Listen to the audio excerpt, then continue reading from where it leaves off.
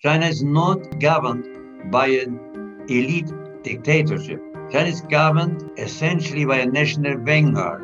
That vanguards respond to the needs of the people. There's one asset that China has as a socialist country, which the capitalist countries do not have, and which would be fundamental for the future of China.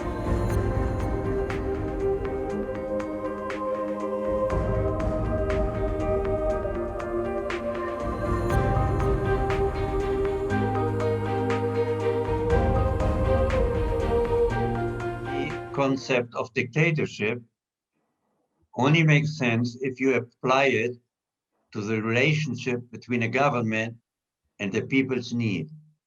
A dictatorship exists when the people's needs are not taken into account by the power elites.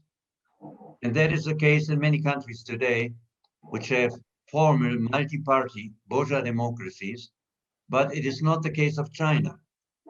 China is not governed by an elite dictatorship. China is governed essentially by a national vanguard. And the difference between a vanguard and elites is that vanguards respond to the needs of the people, and elites, on the contrary, put forward first and almost their own particular interests. So China is not a one-party dictatorship because it advances the material well-being of the people. And in addition, it step by step advances the rule of law, and it advances the civilian rights of its citizens.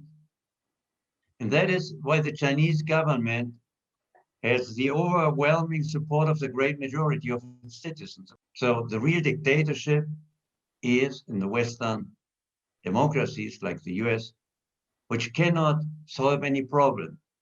The gun problem, the racial discrimination, the unaffordable military complex, military spending, and so on.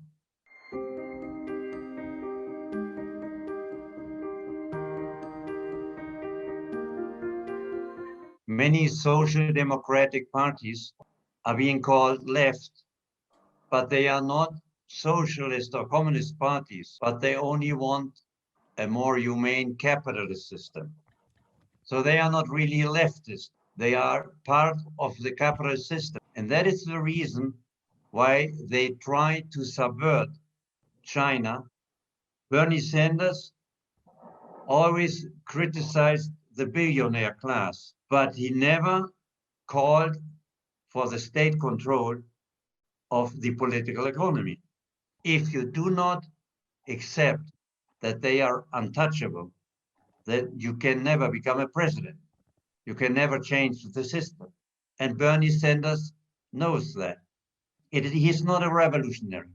He would never accept that you have a system in which the people come first and the corporations come second.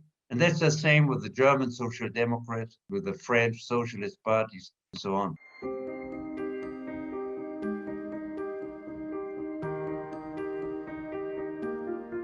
China is very successful with the development of the productive forces. It has been very successful with overcoming poverty and many other problems. But I think there's one asset that China has as a socialist country, which the capitalist countries do not have, and which would be fundamental for the future of China. What is the principal weakness of the capitalist system? The principal weakness is that they cannot give their citizens a sense of life.